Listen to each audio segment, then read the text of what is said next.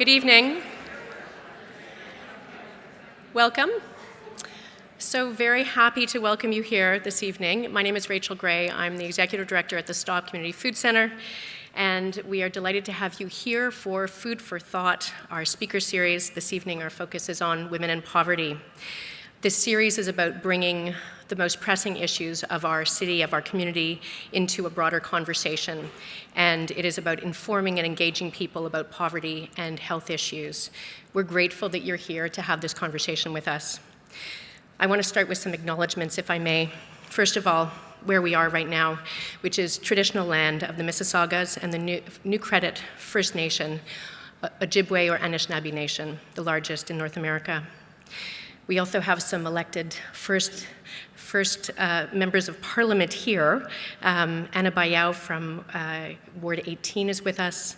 France Deena, who is the MPP and NDP critic on health, is here. Peggy Sattler, who is the MPP and NDP critic for women's issues, is also here. Thank you for coming. We wanted to acknowledge our hosts for this evening, the AGO, who have been spectacular in welcoming us and working with us. We are most pleased to be here and on a gorgeous spring night to be able to be in a venue like this and to look out across the city in whichever direction you happen to be is really a treat. We've had a couple of people ask about why we're here, why we're having this conversation at the AGO, and doesn't it seem a rather unlikely choice? In fact, from our perspective, it is exactly where we should be. We should be having conversations about poverty and women and poverty in all kinds of different public spaces. We should be in libraries and community centers, we should be in schools, and we should most definitely be having these conversations in the legislature. So we're just delighted to be here at the AGO. I also wanted to acknowledge our friends from Maytree, who have been partners in this event. Maytree has a long-standing leading role in this city in change-making, and we have a number of members of the Maytree family here with us. They have been relentless in fighting poverty, in making our city and our country a better place. We are very pleased to be working with you, and I'm delighted to be able to say greetings to Alan Broadbent and to Elizabeth McIsaac, both from Maytree. The Stop is a place that has always been about important conversations. Our life started in a church in Kensington Market, St. Stephen's in the Field. And it started during very terrible economic times where there were a lot of people who were falling through the cracks in the city of Toronto. They reached out, and the congregation at St. Stephen's, well, they responded. They responded by having conversations with people. They responded by listening. And very soon those conversations turned to include a cup of coffee and then a sandwich, and very soon we were doing a whole lot more with food, as probably you know about the Stop. The conversations, as the founder of the Stop likes to say, were about people who were on the margins. They were people who were on the margins, and having those conversations meant they were brought back onto the page. That's what the Stop's work has been about. We do a lot of work with people who are making their way back onto the page in our city. We do it with healthy food. We do it by connecting people as they transform their lives and our communities. This series, well, it's a chance to focus on issues that continue to keep people, frankly, off the page. We do a lot of talking at the Stop, and there are a group of very active Stop advocates in training here this evening. They're working hard on a project on homelessness. It's going to be presented in our community later on in April, and there'll be other activities as well. But all to say that it's about talking for us, a whole lot of talking. And this evening, we want to be building some allies, new allies, and engaging with you in being part of change. Figuring out what our collective leveraging capacity can be, because there's a great deal to do when it comes to women in poverty. More than ever, in the city of Toronto, the face of poverty is the face of a woman's face, the face that's left off the page. Women earn 71 cents on the dollar, work twice as likely, most often to be low-income workers. In Toronto, the average income for men is 42% higher than it is for women. 70% of part-time workers and 66% of minimum wage workers are women. And in case you missed it the first time, women still earn 71 cents on the dollar. I'm not quite sure how much longer we're all going to keep saying that. It seems to me we're being punked, and not just on April Fool's Day. But some of us are being punked more than others. There is a clear predictability to poverty in Canada. The face of poverty is not just a woman's face, it is that of a racialized woman's face. 36% of Aboriginal women, 35% of women of color will be counted as poor, for sure. In addition, 26% of women with disabilities, 21% of us who are single parents. We also know that trans people are way overrepresented among low-income Canadians. Poverty intersects in particular places along gendered and racialized lines. And what happens to women happens to families. So 70% of women with small children work outside the home, but a lack of affordable childcare means that they are most likely to be the ones who will take time off if there are family obligations. And they are also most likely not to be able to advance because they're stuck in part-time, low-wage, no-benefit jobs. Women living in poverty will struggle to feed their kids, and we know that of the 4 million Canadians plus who are food insecure, who consistently don't have enough to eat, it is women first who miss meals. It is women first who eat less, who are most food insecure. We also know that women who leave their abusive partners are 5 times more likely to live in poverty, and that's why many women don't leave. They choose abuse at home over the economic abuse that they face that is perpetuated in this country. I haven't seen the data, but my guess is that of 1,000 missing, murdered Aboriginal women, that probably most of them were living in poverty. And we can be pretty sure that if there were 1,000 white affluent women who went missing in Canada, we would not be debating whether or not to have a national inquiry. Poverty is dangerous, and its implications are devastating and frankly outrageous. We should not be surprised that scarcity is bad for your health, that there are something in the neighborhood of $3 billion that is spent every year on poverty-related illnesses in Ontario alone, and these are on preventable illnesses. Low-income people experiencing hugely more mental health disorders, chronic conditions, and then of course there are children who grow up in poverty, who have higher rates of all of the predictable things like asthma, like chronic conditions, kids who will feel left out, who will feel the effects of poverty throughout their lives, less motivation, higher dropout rates, lower university attendance. Given all that, it's worth remembering that Toronto put itself on the map as the child poverty capital of the country. And it does force oneself to ask, what is it exactly that we expect to have happen if 1/3 of our kids are growing up in poverty and facing these kinds of outcomes? So this evening, we called our event Just Like a Girl, and I feel compelled to provide a tiny bit of context. If, like you, or like me, I should say, you missed the Super Bowl. If you didn't see the Super Bowl, then you might have missed a particular commercial that ran that night. And I want to just preface this by saying that I don't usually refer to feminine hygiene commercials, at least not in, the company of 200 people.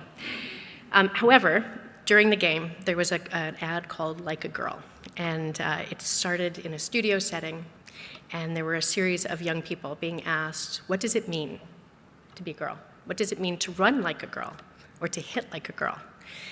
And different ages and different genders all presented the same comical, weak, uncoordinated response, stereotypical.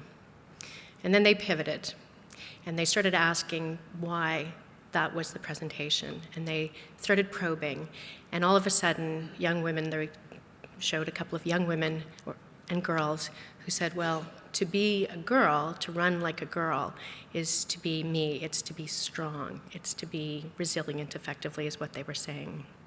By the end of the commercial, because it was a commercial, they had found their strength, and they were owning that strength. But the question, and it was the essential question of the exercise, was when did like a girl become an insult?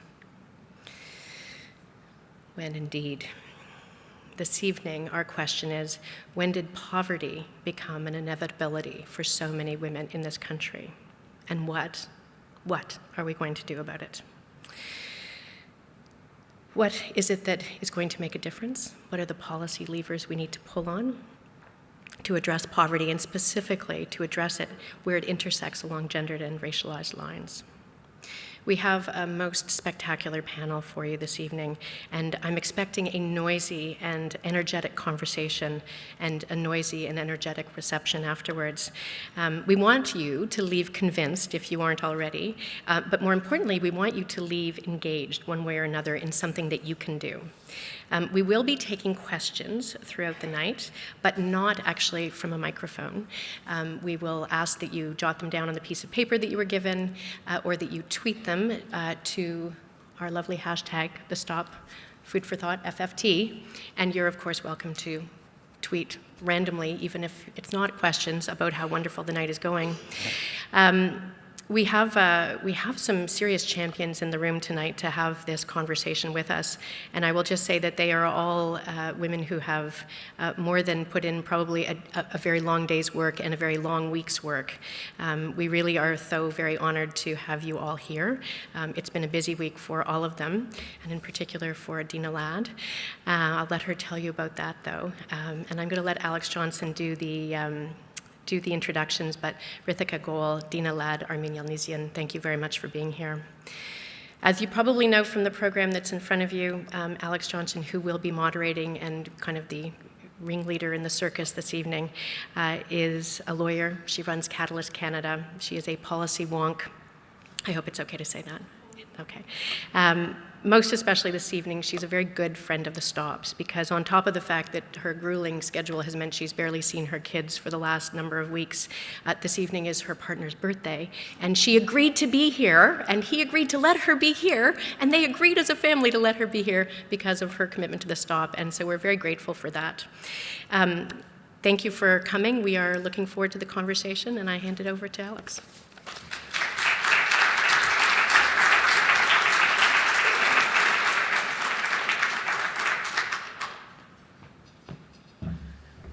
I'm laughing, I wouldn't have said anything, but when Rachel asked me, I said, look, 99.9%, but I said, I just want to talk to my husband first, and I said, do you mind if I do this on April 1st? And he said, in the last 5 years, you have either forgotten my birthday or scheduled something else on April 1st, so in keeping with tradition, 100%, go for it.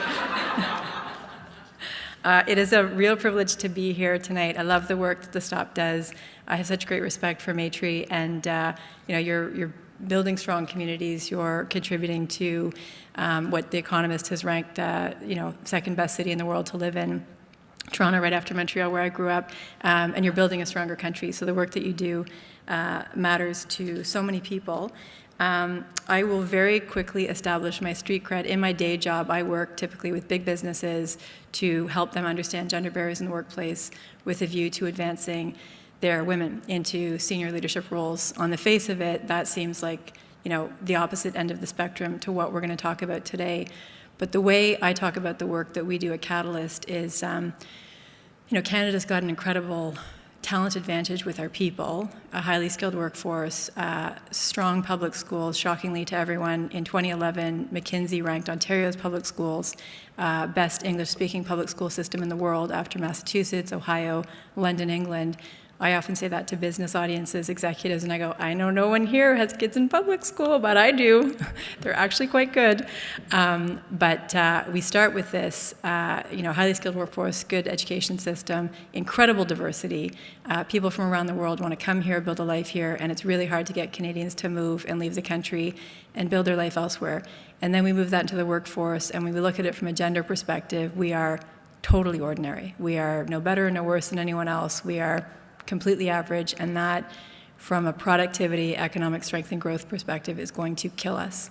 The conversation we're having tonight, to me, is the precursor of setting up a situation where women can really contribute, achieve, fulfill their potential, and build the kinds of lives and work lives that we hope they can do. But not getting the fundamentals right precludes us from having other conversations that transcend individual lives and really are part of the things that make us stronger as a country. Tonight we are going to talk about the socioeconomic imperative to address the barriers faced by many women in particular to build those kinds of lives. Our hope is that with the panel discussion and these three great panelists, you're going to leave here today with a better sense of the challenges, but also the opportunities before us to do better, and some thinking about what your own individual role could be in that. As Rachel mentioned, we have three great experts to provide different perspectives on the conversation, and I'm going to do quick intros. I took your bios and shortened them a little bit. Ritika is a health justice activist and a family physician with the Inner City Health Associates in Toronto. She studied at McMaster University, trained in family medicine at St. Michael's Hospital, and has a Master of Public Health from Johns Hopkins School of Public Policy, so a real underachiever. Her clinical work is with people experiencing or at risk of homelessness, as well as migrants with precarious immigration status. She's a board member and volunteer physician at the Scarborough Community Volunteer Clinic for the Uninsured and co-chair of the Ontario College of Family Physicians Poverty and Health Committee. Deena has been active around workers' rights for over 20 years. She's the coordinator of the Workers' Action Center, a center that works with predominantly low-waged immigrant workers and workers of color in precarious jobs that face discrimination, violations of rights, and a lack of benefits in the workplace. She's also active in her kids' school, and she let me know when we were chatting earlier that she has started the Social Justice Committee at her kids' school, which I think is fantastic, because ultimately this is about us, but we do a lot of the things that we do to build a better city, community, world for our children, and that matters just as much. Armine is a senior economist at the Canadian Centre for Policy Alternatives, where she has been since 2008. She's one of Canada's leading progressive economists. She has a twice-weekly business column on CBC Radio's biggest morning show, Metro Morning, reaching 1 million listeners in the Greater Toronto Area. As someone said at our reception earlier, I woke up to you this morning, Armine, with very depressing news about the economy, so it's nice to meet you. She also appears weekly on the Big Picture panel featured on CBC TV's premier business show, The Exchange with Amanda Lang, and she contributes to The Globe and Mail. She sits on the advisory board of the Institute for Population and Public Health and is vice president of the Canadian Association for Business Economics. Would you come up and take your seat and we'll kick off the discussion? I've got questions to facilitate the discussion, and I'm going to take questions throughout from the audience. So as they're fed to me on my BlackBerry, which is why I brought it up with me. My kid recently dropped this in the toilet. I've watched it twice. It is still going strong. I love this company. I love this company. Celebrate BlackBerry. I will take questions and filter questions into this discussion as we go on. I think we're wrapping up at 8:15, and there's a reception after that.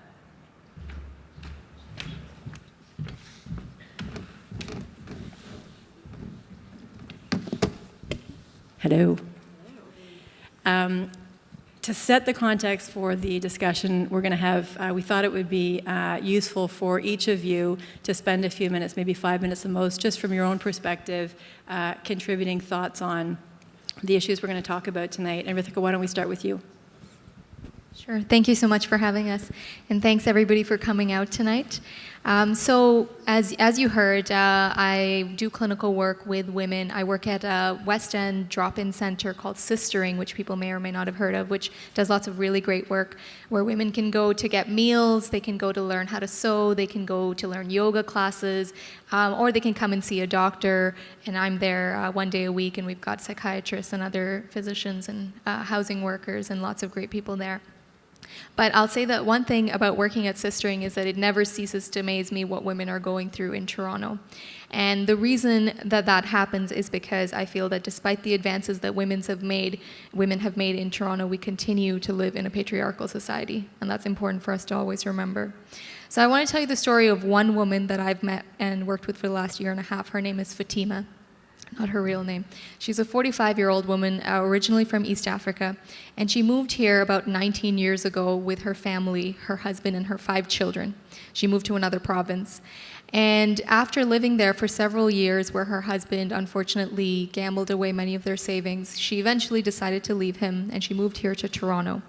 Her children's ages range from 19 down to 4, and she supports them, unfortunately, only on welfare, on the child benefit that she gets, and with no child support from her husband, which she doesn't even want to ask him about because she feels guilty for leaving him.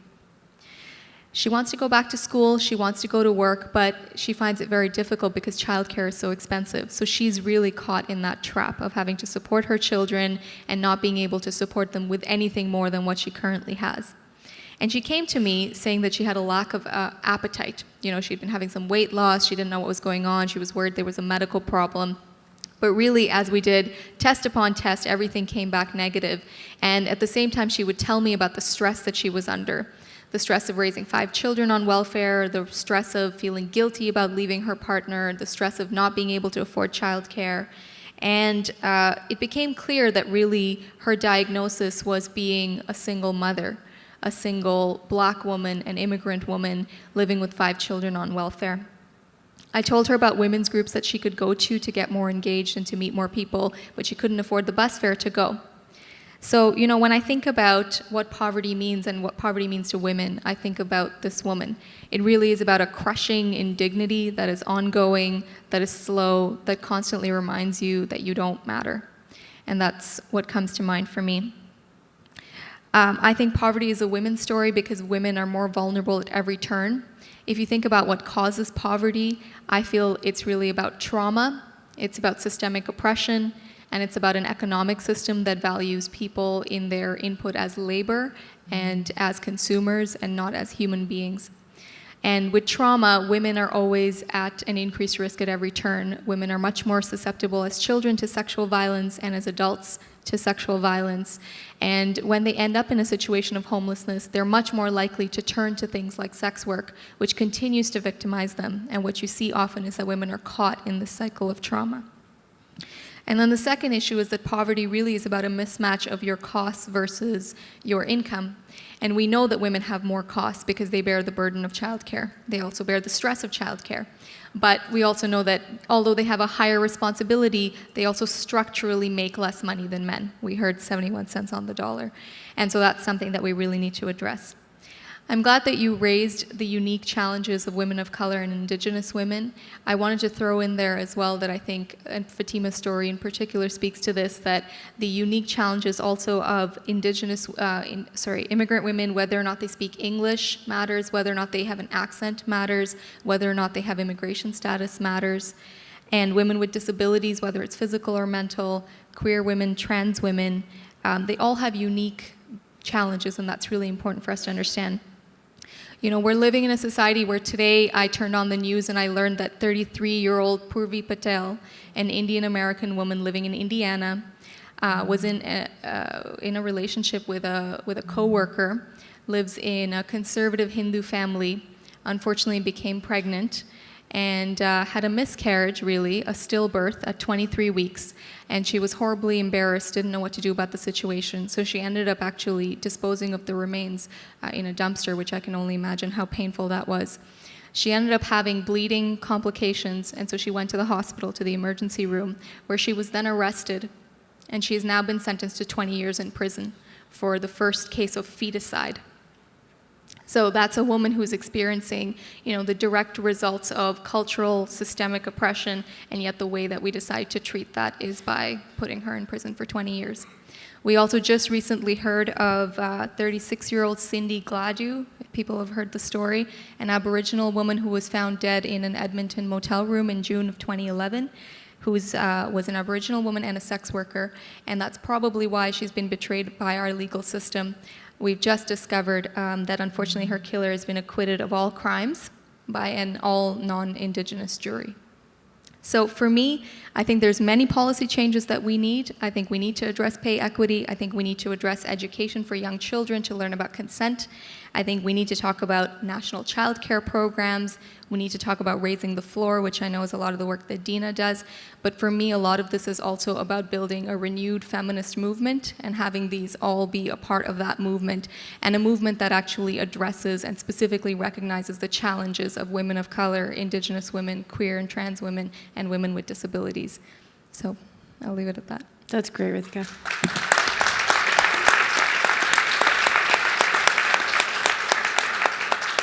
Deena, do you want to provide some context and comments? Sure. Hi, everyone. So yesterday, the Workers' Action Center, we just released a report called Still Working on the Edge. Now it's called Still Working on the Edge because in 2007 we released our first report, which was called Working on the Edge. So you can get the picture, right?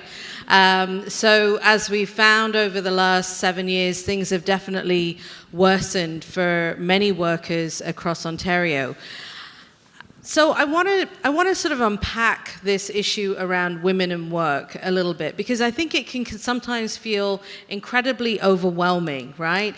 so much poverty, so many bad working conditions. What exactly is going on here? And I think that one of the things that we have presented in the report is the fact that if you look at our basic floor of protection, so this is, when you go to work, you don't have a union, this is supposed to be your minimum floor of protection.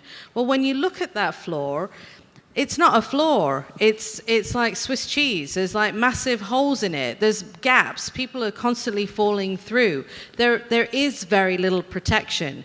And so what does that mean? It means that so many women and so many workers in our workforce are absolutely not getting the kinds of protections that they need.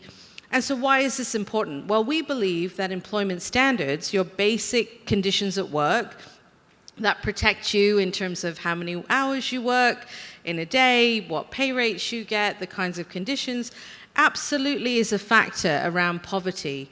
If you're not getting your wages at the end of the week, you're going to be living in poverty. And so that is one of the things that we do at the Workers' Action Center is we run a hotline where workers are constantly phoning us around not being paid their wages, not getting overtime, not getting public holiday. So we wanted to kind of dig down a little bit and sort of look at some of those structural issues. And I think it's really important to know that when we're looking at poverty, it's really entrenched poverty for the whole of the province, where women are one of the groups that are most affected. We now have a labor force in this province where 33% of the workers in that province are low-waged. 33% of Ontario workers. That means that people are making basically around $15 or $16 and lower. Right? So just around the poverty line and lower. We are dealing with sectors of work that are mainly female-dominated, like service sector work, where women don't know their schedules in advance. One of the women that spoke at our launch yesterday, she gets her schedule on a Friday, and her shift starts on Saturday. So how are you supposed to plan your life with your kids? How are you supposed to plan how many hours you're going to work in a week? There is such a massive increase in involuntary part-time work that people are struggling to make ends meet. And so many of the women that we speak to who are working in retail, who are working in restaurants, who are working in grocery stores, are all being asked to be fully available for work, but on Friday, they'll find out how many hours they get. It could be 2 days a week. It could be 3 days a week. It could be 1 day a week. This is a contributing massive factor in poverty. If you don't know what your schedule is, if you're not allowed to get another job, if you don't know what your schedule is in advance, how are you supposed to plan your life? So what do women do? Well, women have to try and cope to figure out where they're going to put their kids. They have to try and work at night. We have a lot of women that we work with at the Workers' Center that are juggling because during the day they have to be absolutely fully available. And this is a huge issue for young women who are also predominantly working in retail and service sector work. So they have to be completely available during the day and during the week. And so then the only other time that they can work is at night. So a lot of women are taking night shifts and trying to sort of supplement their income through that, which again has a huge impact on the family. And you can just imagine if you're a single mom, right?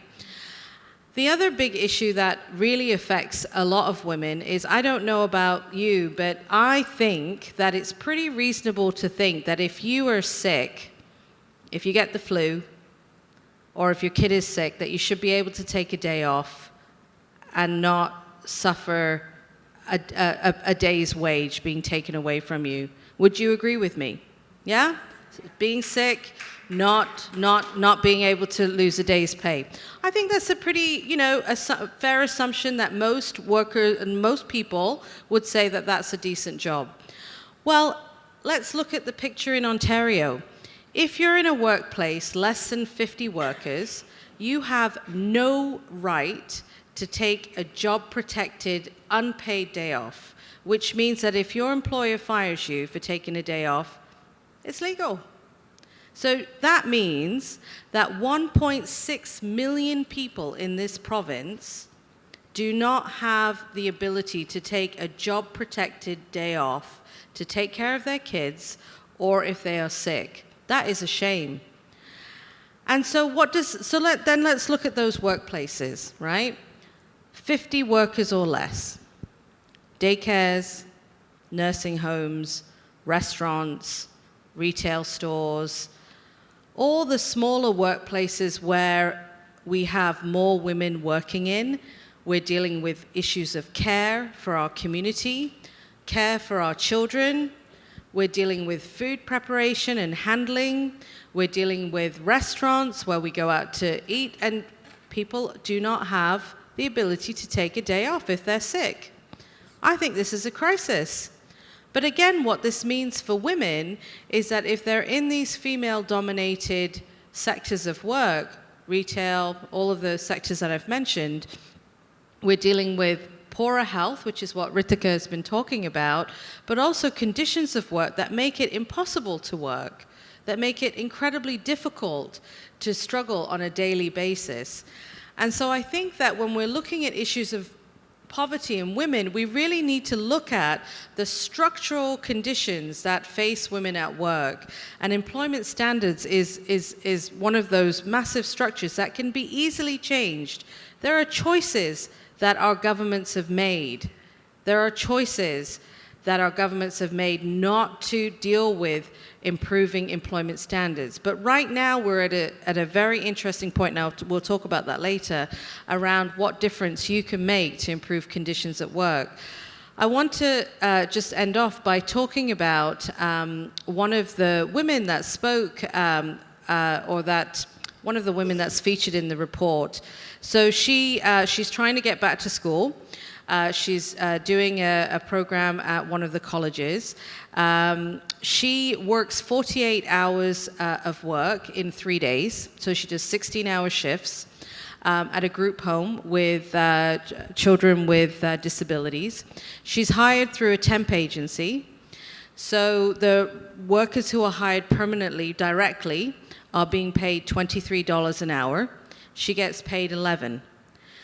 She's also being termed as an independent contractor, so they're not paying into employment insurance, CPP. They also demand 7% of her wages as a fee, the agency does. These are the types of conditions that have become absolutely dominant in our workplaces. We've seen a huge rise in temporary and contract jobs. Workers like this woman who's featured in our report is working alongside people doing the same work but being paid absolutely half the rate. So one of the issues that we need to take on is equal pay for equal work. It shouldn't matter how you're hired. If you're doing the same work, whether you're part-time or full-time, whether you're hired through an agency, through a subcontractor, through a labor leaser, because this is all dominant in our labor market, you should be paid the same. You should get the benefits that permanent workers are getting. You should not be discriminated. And this is a huge issue facing women who are being hired through agencies doing, again, traditionally feminized work, such as working in the healthcare sector, working in community services, and again, working in retail and service sector work. So when you look at the kinds of changes that have happened structurally in those sectors of work, you can see why it is we have so many women living and working in poverty. And at $11 an hour, if you're working full-time right now, you are still making 17% below the basic poverty line in Ontario. And that's the reality. But there are absolutely choices to be made and things to be done to change this so that we can actually change the conditions that face all of us at work, but in particular, those who are most vulnerable and who are dealing with this huge rise of precarious and low-wage work in our economy. Thanks, Thank Deena. you.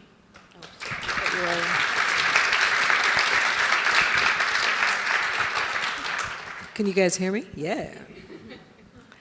Good evening. Excuse me, I'm going to give a very different context to this conversation, which is an historic one and a macro one. So I'm not going to talk about Fatima or the lady that is trying to get out of the pocket that she's in. I'm going to talk about what we have done as a society in Canada. About 50 years ago, the Status of Women Canada report came out. And it talked about how women could become more independent from men and not as vulnerable to systemic discrimination, to violence, to all of the rest of it. And the main focus of how we could get out of the box of being in a patriarchal society was going out and being just like men, working just like them, getting paid just like them, and making sure there was childcare for when we did that. There were a lot of other recommendations, but the idea that the way women gain security and a good way of life is do it for yourself, sister. We completely bought into that line. And 50 years later, not only was I just want to roll it back, a movement was triggered on that idea. This wasn't just about, how can you be safer, have less violence, have more independence, have more autonomy, leave violent relationships when things are happening. How can you call the shots? Be just like a man. Okay, so we did become just like men. In Canada, our labor force participation rates are at all-time highs. Our employment rates for women are at all-time highs. The wage gap, yes, is still there, but more women are making more money than ever before. And oh yeah, there's that problem of childcare. So a generation ago, a third of women were in the workforce when they had young kids. Today, 2/3 of women are in the workforce when they have young kids, and there is no policy response. Basically, a social revolution with zero national policy response. Pockets of it, yes, but not a comprehensive response. So we're still struggling with the same things that the Status of Women we're talking about, which is working more in the paid labor force our only solution, really? Can't we have any kind of systemic choices? And when we are in the workforce, are we ever going to see equal pay for equal work? And what about that childcare? So what I want to talk to you about today is how we look at poverty reduction, not just from a what can the sisters do for themselves, but how we can stop creating poverty, start preventing poverty, and actually end poverty. And how do women do that? How do the people in this room do that? So all these women working so much harder is the reason why poverty rates actually have fallen in Canada, dramatically for seniors. In the 1970s, the seniors' poverty rate was well over 35%, much higher for women, and it's now down at 5%. Now, people always talk about this as a social policy success story. What it really was women working. I just want you to understand that that is the primary reason for poverty rates to have fallen, is that women got out and got jobs. Yes, we have better pensions than we did in the 60s and 70s, but the real reason for falling poverty rates is that women are working. And we actually haven't seen any improvement in poverty rates in the last 5 years amongst seniors. In fact, we're starting to see a tick up of it again, and it's because we've played that card. That card is not available. So the other major reduction in poverty rates are single women, single mothers that have children. One of the highest poverty rates, still the highest poverty rate of any group in this country, is single mothers with children. But it has fallen dramatically in the last few years. How comes it?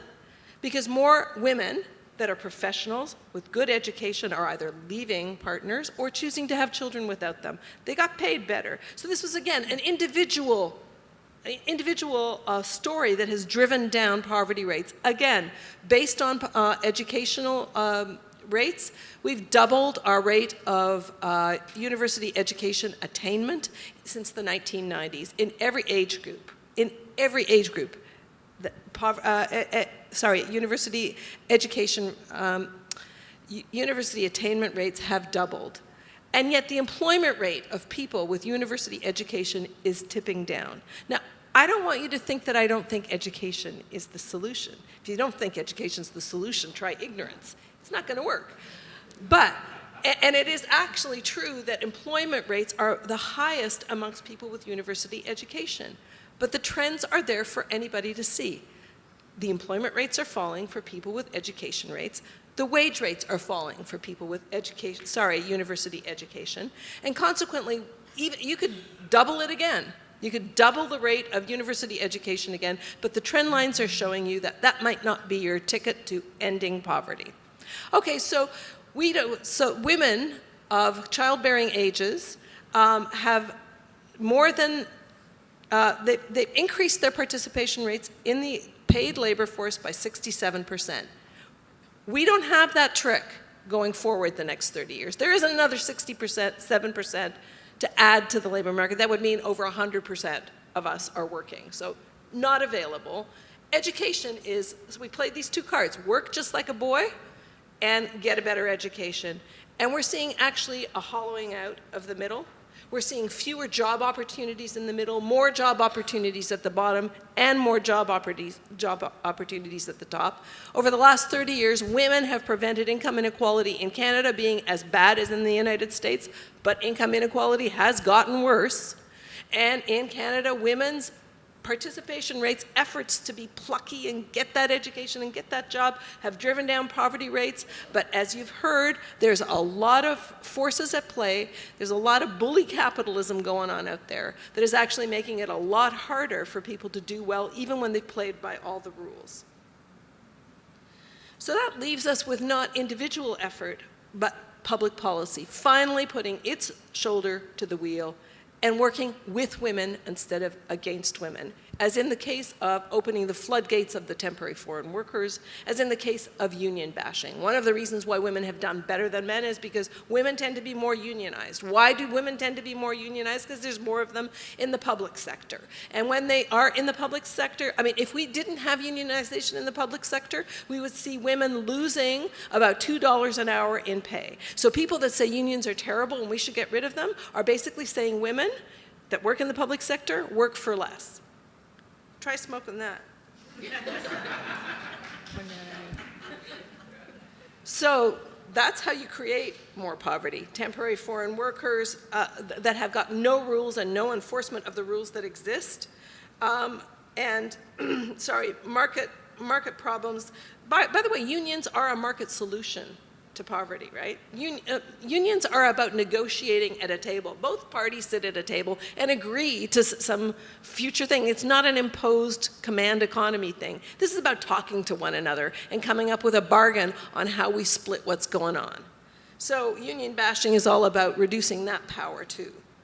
How else can you prevent poverty? Well, you could provide more childcare. Help women get into school, get into work, and it isn't just for women anymore because actually men are just as handcuffed to the labor market as women. Right now, to get in the middle and stay in the middle, you need two people working.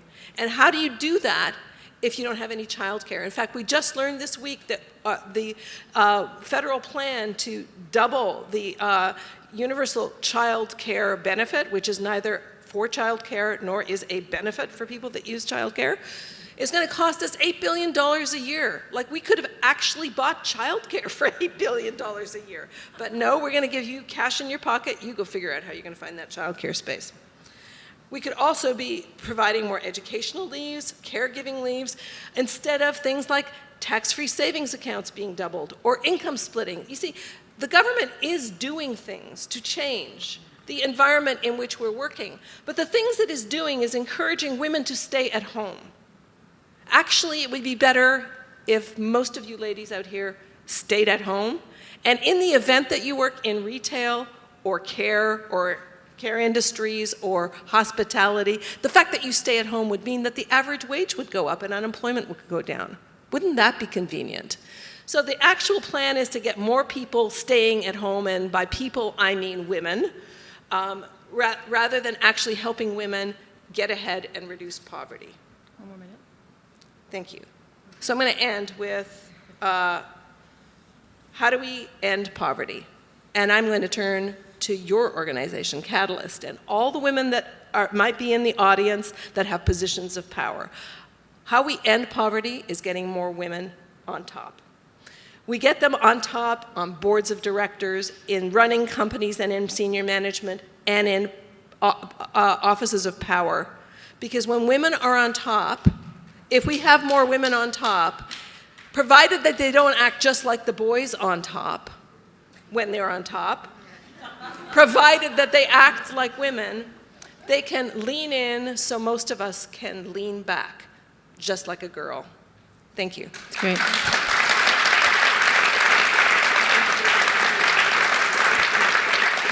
That was excellent. I want to make sure we have time for a number of questions. So what I'll say is let's not do 3 people have to answer, gravitate towards the question, and let's keep it rolling. Let's try to keep the answers relatively short so we can get through a few.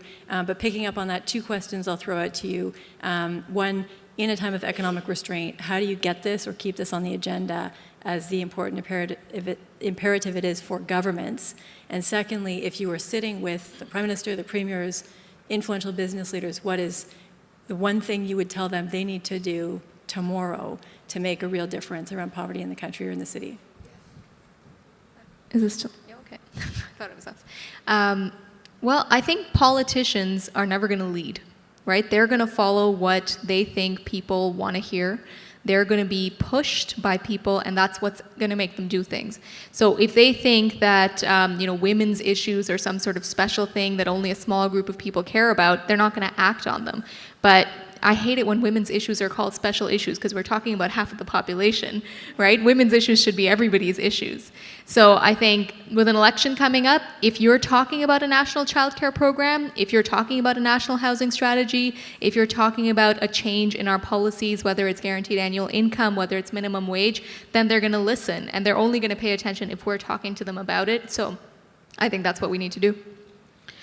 I think it's always really interesting that when we start talking about trying to increase the minimum wage, sort of an immediate response is, oh, well, won't businesses suffer? And we've got to sort of take care of small businesses. And I think it's always interesting because those issues, those responses never come out when you hear about the Target CEO getting an incredibly unbelievable $1 million payout that was equivalent to 17,000 Target workers' termination pay across the country. Nobody ever sort of says, well, if that CEO is getting billions of dollars or millions of dollars of bonuses, then isn't that going to lead to job loss? So I think that raising the floor of protection, raising the minimum wage to a decent standard is about putting money in people's pockets. It's about increasing consumer spending, and it's absolutely about supporting businesses.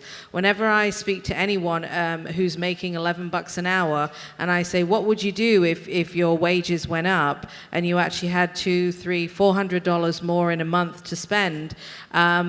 People talk about, well, I'd like to go to my local restaurant. I'd like to actually take the family out for a meal, or I'd like to go see a movie, or I'd like to buy my kids an extra pair of shoes. It's all about spending, consumer spending in the local economy. That is all good for business. A lot of businesses are suffering because of the big massive retail chains like Walmart that have actually put them out of business because no small business can compete against them, right? In terms of the prices that they have for products, because you're dealing with a massive international retailer. So I think that, and then the other thing that I would say is if there was one thing, national affordable childcare. Because I think it would mean more jobs, it would mean, and it would mean women would actually have some of that structural and families would have the structural issue. 1 year, I'll just have to say, I'm in debt, right? Because I wanted my kids to be in a really good daycare program.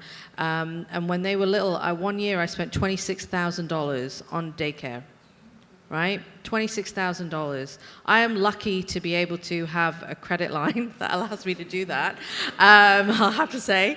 But that is what we're talking about. That is the kind of debt that people are having to go into to be able to afford childcare. And so I think that's absolutely ridiculous, and we should have affordable childcare. Can I ask you to tackle this question? Do you really want to tackle that one? A new one? Oh, role of civil society organizations in driving this conversation forward and making progress, and how they work effectively with different levels of government to create change.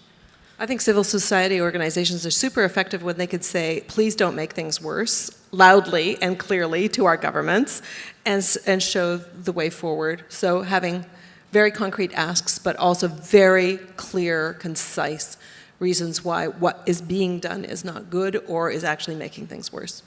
And you touched on this, but can you provide some detail on what you feel the real costs to the country are in not addressing this issue more effectively? Do you mean financial costs? Any cost, financial, contribution to the Okay, workforce. look, we're on the cusp of this major population crunch that is coming our way. We're going to need all hands on deck, whether that's through childcare, like the kids that are going to come on stream in the next 10, 15, 20 years, or whether it's the people we've got right now in our midst. And we're talking about sending people home. Like, it makes zero sense, whether it's the temporary foreign workers that are getting deported today, or whether it's the women that we're telling to go stay at home and let them split their incomes with their husbands. It's completely cuckoo. What we need is to make actually investments in people, not just our infrastructure, which we also absolutely need to invest in, because in 10 years, the cost of borrowing money is going to be higher, and the cost of labor is going to be higher. So for anybody that's out there telling you, let me give you your money back, your tax cuts back, it's like saying, I'll give you cash today, and by the way, I'm going to pull more money out of your pocket tomorrow, because that's what they're saying. They're saying, we're not going to fix it when it's cheapest. We're going to fix it when it's more expensive, but we get to tell you that we gave you a tax cut now. So the solution is to make sure you're investing at a time when it's cheap to invest and not wasting any time. An ounce of prevention is worth a pound of cure. Let's get cracking on it right now. Deena, Ritika, any comments?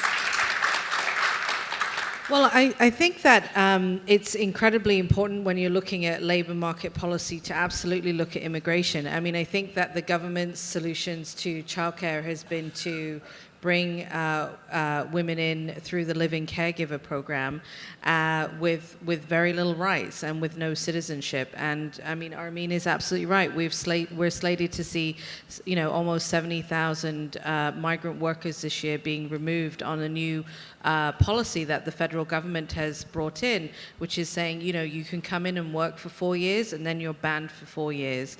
I mean, I don't think that makes sense. It doesn't make sense for businesses, and it certainly doesn't make sense for workers and their families. I think that if my family was to come into Canada today, we would not be allowed in with the immigration rules that they have in. We would be allowed in through the low-skill program, and then we would be thrown out in 4 years. That is a shame. That is not about nation building. That is not about building strong and healthy communities, and that is not allowing women and their families to settle in this country. It's about penalizing workers all the time.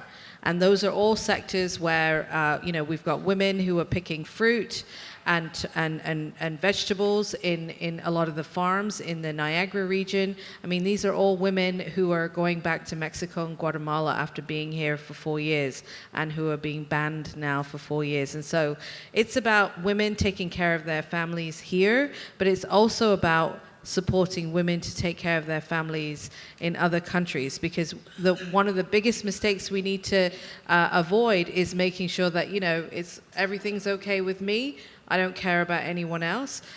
We need to make sure that we protect all of the workers that are coming into this country.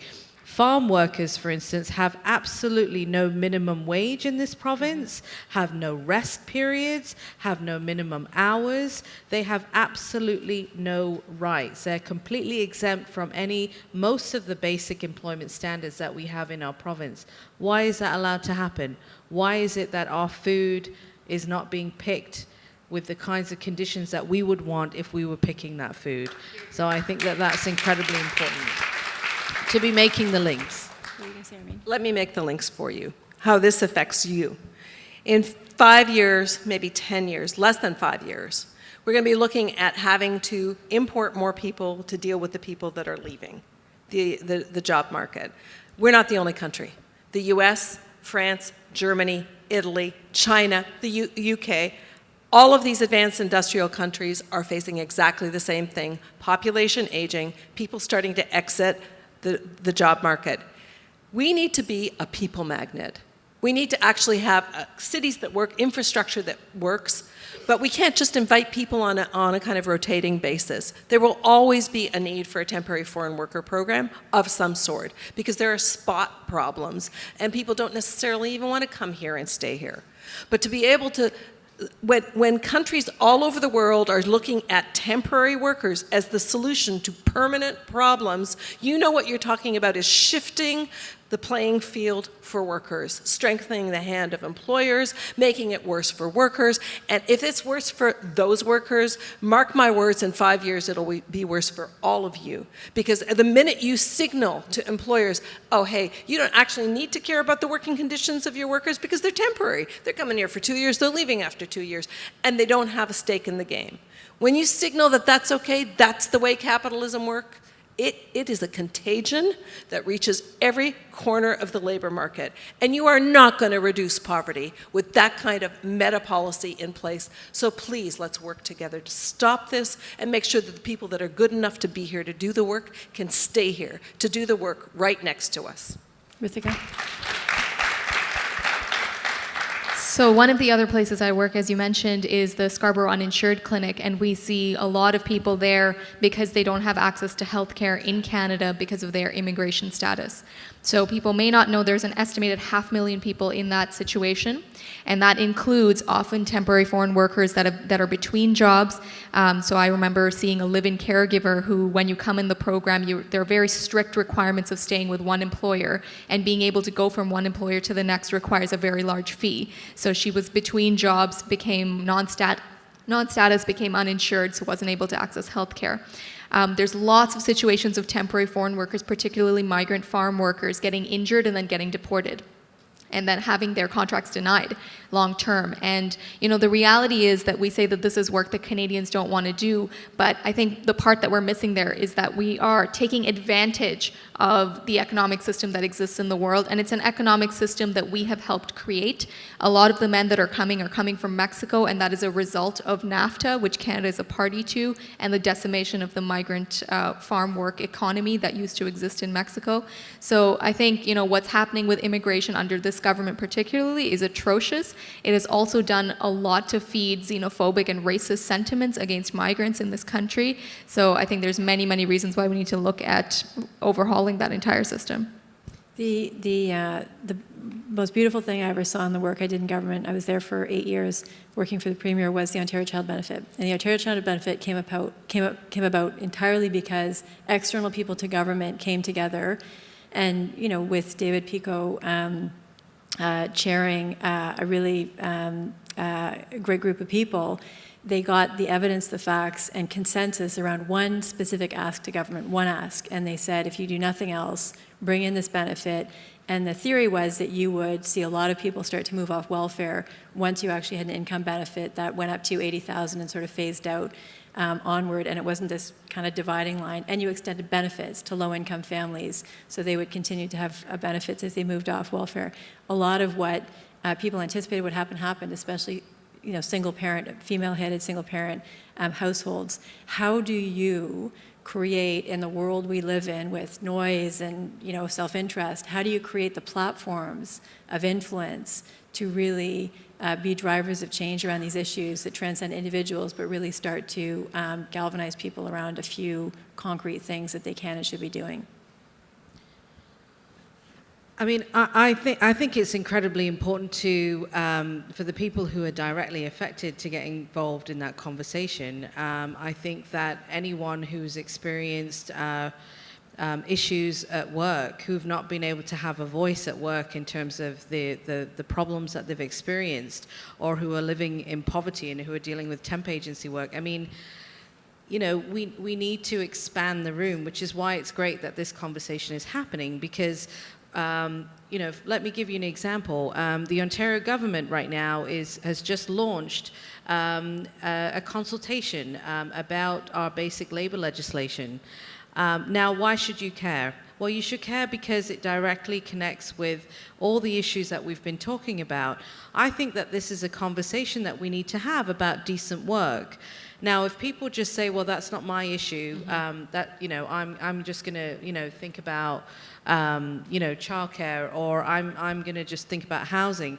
I mean, I think we need to be building alliances between our movements. We also need to be getting engaged in these kinds of processes, but also we need to be really strong around speaking out. It would be incredible if each one of you contacted your member of parliament at the end of tonight and sent them our report, hint, hint, called Still Working on the Edge, and I'll tell you exactly how to do that. But I think the thing is that we need more people engaged. We need more people sort of, talking about how these issues affect their children, their communities, that if your neighbor is struggling with part-time precarious work, that impacts your community, right?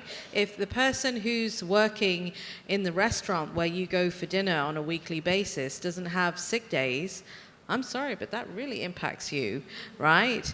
If the childcare center has workers working in there who are only making $13 or $14 an hour and who do not have paid sick days and are only subsisting on part-time work, what kind of quality of care are your kids getting? I mean, these are all issues that are interconnected. So we need to be stepping up as a community to be talking about how we need to fight for decent jobs, but we also need to be supporting those communities who are directly affected to take the lead and to be talking about solutions, not in a paternalistic way, but in a way that brings people to the table, all of us to the table, to talk about the kinds of things that will make a real difference in our lives. Not people deciding for people, but people themselves who are impacted by, in my case, the work that I do, precarious work, low wage work, coming to the table to say, yes, this is what would make a difference in my life.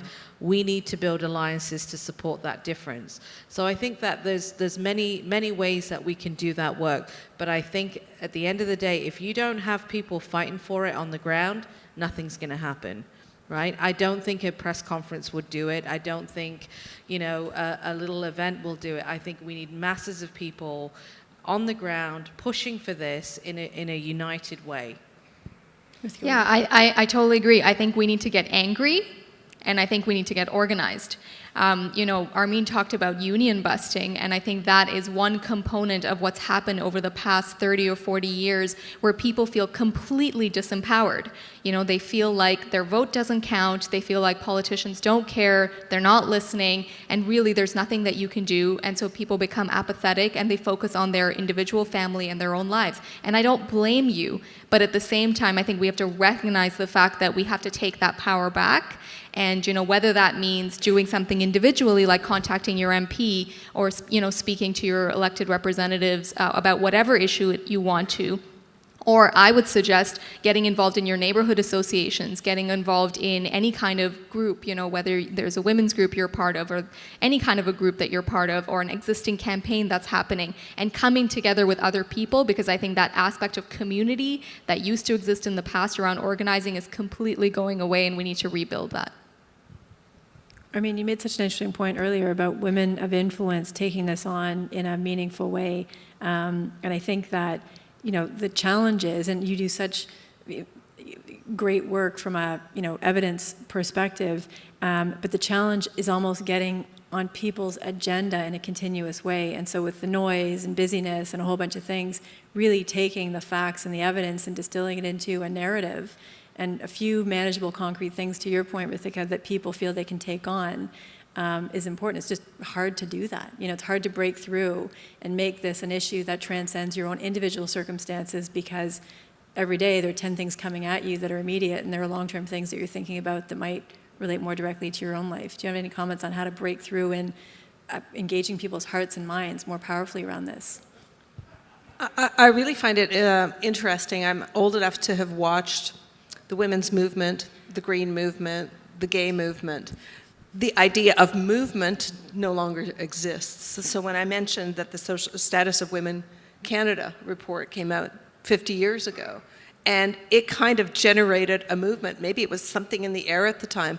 Now we seem to be way more driven by passion You know, what's your particular passion? What's the issue that you're into? You know, who are the, are you interested in food? Are you interested in poverty? Are you interested in prisoners? Are you interested in temporary foreign workers? Like, what's your passion? What really gets you stoked up? And then you go find your, like-minded people. But there isn't this sense of like mass movement like there was that kind of swept a whole society that was unavoidable to talk about. You could not talk about women's rights. You couldn't not talk about the Green Movement. When I was a kid, you couldn't not talk about gay rights, gay, lesbian, transgendered rights. There was a time there where you couldn't miss it. Now these are boutique issues. Mm-hmm. And I think, frankly, I actually frankly think it is very difficult to change the titer of anything.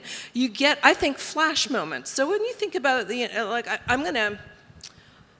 so I actually think the nature of movement building is changing.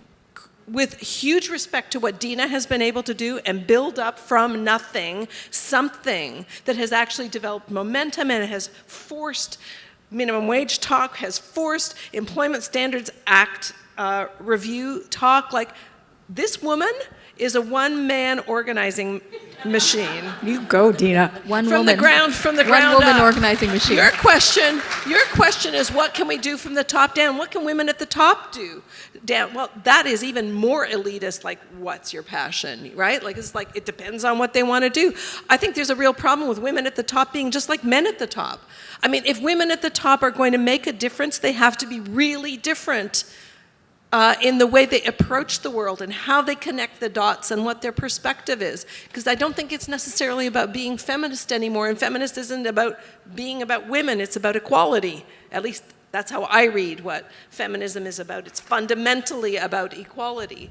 So how do you change that? Well, I think you have to acknowledge that we are actually in a much more atomized social movement environment where things kind of sometimes erupt out of nowhere. And I'm not talking about, is the dress blue and black or white and gold, but it is that kind of crazy eruption. It's like in physics, there's this idea of the super wave. You know, you got wave action happening all over the time, and sometimes you get the super wave when everything collides. And sometimes you get these moments where it feels like you lurch forward in civic society with some understanding that you didn't have before.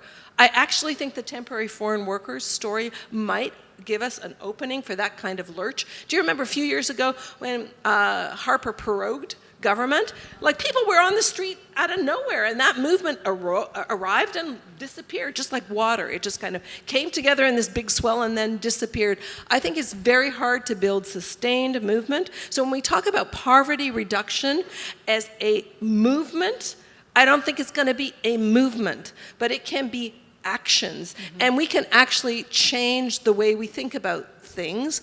As we now have normalized women being part of any decision making, we can normalize the idea that work can be, the conservatives love to say every job should be a good job. Can we not make it so? Mm-hmm. We can make it so.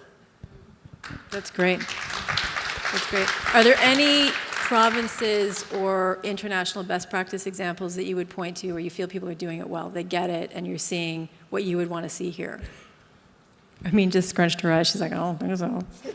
Well, I think that there are lots of policies and directives in Europe and in Australia that are absolutely tackling the kinds of issues that we've talked about. I mean, I think Canada is quite backward in sort of understanding that precarious work is like a massive feature of the labor market.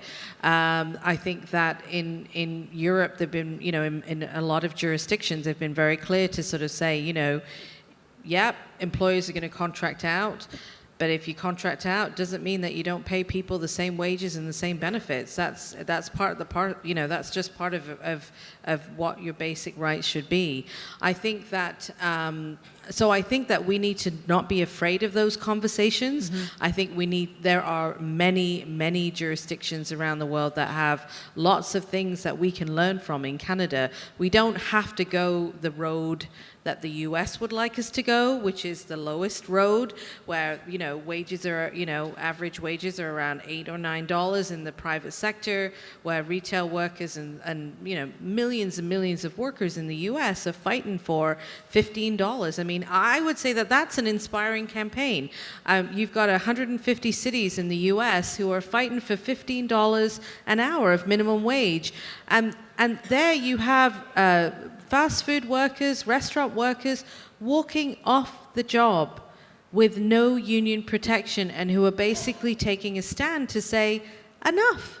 I can't pay my bills on $7, $8, $9, $10 an hour. I want a decent minimum wage. I find that incredibly inspiring. That movement has also been in our province as well. Workers are actually saying, I'm not about cutbacks. I'm about sort of trying to fight for a better vision, and I'm trying to fight for better working conditions, and I'm willing to do what it takes to get there. I think that's inspiring. I think we need to stand in solidarity and in alliance with workers who are willing to take that stand with or without union protection. I actually see this consultation that's happening by the government as collective bargaining. It's collective bargaining for 6 million workers that is happening over the next year. And it's our job to make sure that whatever contract is negotiated is a decent floor and a decent contract. And that's what we have in store for all of us and all our communities. So we either step up and we get involved in that conversation, and we stand for some basic decent principles at work so that we can pull women out of poverty and make sure young people and young women who are going to work can have decent conditions at work. I think that those are the things that should be, that definitely inspire me and the people that I work with, and I think that it's a real basic flaw that we're talking about. I want to give this a bit of a health lens. So you may not know that income is actually the #1 determinant of your health. So it's actually more important than your genetics. It's more important than whether or not you exercise or eat healthy. And it determines more than anything how healthy you are. And that's not just at the bottom. It's not just once you get to a certain point and you're able to meet your basic needs, and after that you're all equally healthy. It actually goes in a stepwise fashion. So I think there are many countries, particularly in Europe, that are doing a much better job of addressing what we call the social determinants of health. And that would mean addressing things like income. So definitely having decent work, having higher minimum wage, but also having higher social assistance rates. The social assistance rates in Ontario are actually inflation adjusted 55% lower than what they used to be about 30 years ago, thanks to Mike Harris. So we need to work on that. And I think there are a lot of jurisdictions that are also addressing things like housing, which we haven't talked much about. So having a proper national housing strategy. I think Canada is one of the only industrialized nations that does not have a national housing strategy, which is shameful. I have patients that are waiting for housing, subsidized housing, for years and years on end, during which they just stay in the shelter system. And I think there are jurisdictions that are addressing things like childcare. They're addressing things like prescription drugs for all people. So we've got a lot to learn, and it's definitely not from the U.S. Exactly. Go ahead. So there are two things going on internationally. One are the good news stories, like divestment, for example, where companies and people and investors are starting to see the importance of moving towards a sustainable economy and what that can mean for people. But I think the bigger issue of what's going on internationally right now is actually devastating. And what you should and could be learning from it is looking at how business is organizing internationally, whether that's through trade investments, whether that's through the move internationally to move immigration programs towards migrant worker programs so that they do have the upper hand. And through this kind of, especially in the United States, this union bashing that's going on, actually destroy governments, like democratic institutions, and turn those institutions into shells for corporatocracy so that the governments are actually working to benefit corporations more than people. and we're seeing that all over the world, not just in Canada, and also to destroy the only other form of collective organization that has been truly powerful, which is unions. So if we don't pay attention to how business is organizing, how can we figure out how we should be organizing? Because everything we can think about to reduce poverty, they will come up with some more genius thing to create more poverty. So we really need to pay attention to the bigger game that is unfolding here, which is actually moving us in the direction of greater poverty and more ownership, more of us being rentier, like the rentier class is opening up. We don't own shit. We're going to be renting for the rest of our lives, and we're going to be poor for the rest of our lives. And it won't be just who we call the poor now, it's going to be all of us. So if we don't pay attention to these trends in corporate concentration, in taking over our government dynamics, and actually trying to undermine unions, undermining any kind of collective action, that's where it's at. How ironic, because they are acting collectively to do it. We should take a page out of their book and organize ourselves, whether it's to raise the floor, or whether it's to get better social protections, the social wages like housing and childcare. We've got to get organized. It's not going to happen if we're too comfortable, and maybe that's the problem. Maybe we're too comfortable. That's a good segue to where we wanted to end off, which was specific actions or advice that you would have for the audience in terms of how to create change. I think that is really what you just summarized and touched on. Anything you want to add to that, and then can the two of you tackle, and we'll wrap up there? I think your tagline is build community, reduce poverty. Build that community. Go out and build it. That's great. I have a couple of asks. One, it will take about 4 minutes of your time. So we have a report called Still Working on the Edge. So see, I did a little, teaser before. So I would love for you to send that report. It's on our website, www.workersactioncentre.org. Download that report and send it to your member of provincial parliament and ask them to read it and say that, and you can figure out what you want to say. But we need to make sure that all of our elected officials are reading that report. The other thing that I would say is get involved in this conversation around decent work. This is an issue that affects you and your family. If you've got kids who are graduating from university with massive debts and dealing with really, really horrendous working conditions out there, this is your issue. If you're working and you're not protected at work and you're dealing with some of the issues that I've talked about, you may not be making $11 an hour, but a lot of workers, regardless of if they have a union or not, are really struggling to make ends meet, especially with insecure work, unstable work. Get involved in that conversation and start that conversation if you're with an organization. How do we get our neighbors and our communities talking about what a decent job looks like, and really get involved and organize around it? So if you're interested, the tools are there. There's a campaign on right now. There's information out there. It's just whether or not you're willing to take that step. Ritika? So a lot of people are surprised when they learn that your elected representatives are actually there to represent you. So I would highly, highly recommend actually getting in touch with them. And you will find that if you go to meet with any politician, they actually frequently don't care unless you live in their riding. So definitely contact your own elected representative.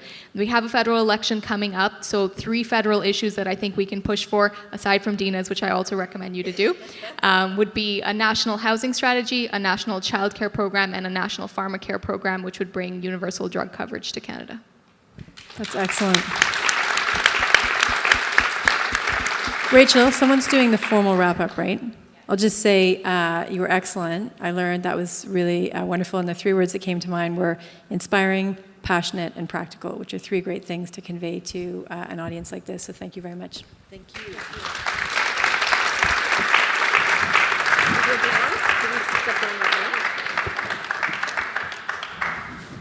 It's hard to imagine doing a wrap-up.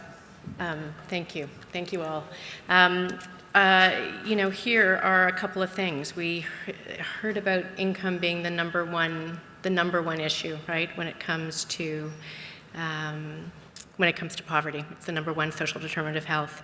The idea of the interconnectedness of all of our issues, the idea of building alliances, so key. Acknowledging, I think it was really important, the idea of acknowledging how much we are atomized. So being able to look at each other and say, yeah, we have different issues, but we actually have to find ways to be connected one way or another. The bigger game, that's a challenge. Armine has thrown down, and everybody in the room now actually has to think about how it is that we organize that bigger game, that we take a page out of the book of the very successful corporate world. And finally, and most importantly, and perhaps most appropriately to end with, not to be afraid of these hard conversations. We have to have these conversations. We are delighted to have them with you. We want to keep having them.